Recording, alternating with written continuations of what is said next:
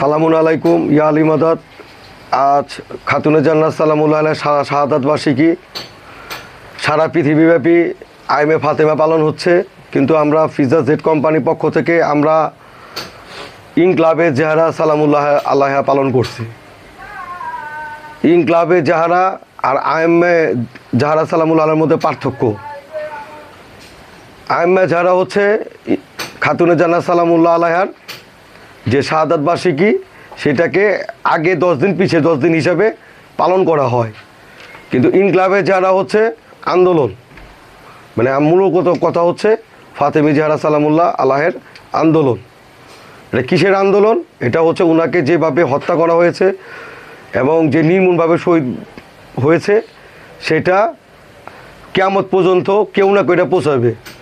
তো এই হিসাবে আল্লাহ সুবহানাহু ওয়া তাআলা পুরান ঢাকা হিসাবে আল্লাহ আমাকে পছন্দ করেছে, এটা আমার বিশ্বাস। সেই কারণে আমরা ইনকলাবে জাহরা সালামুল্লাহ আলাইহা প্রচার করতেছি।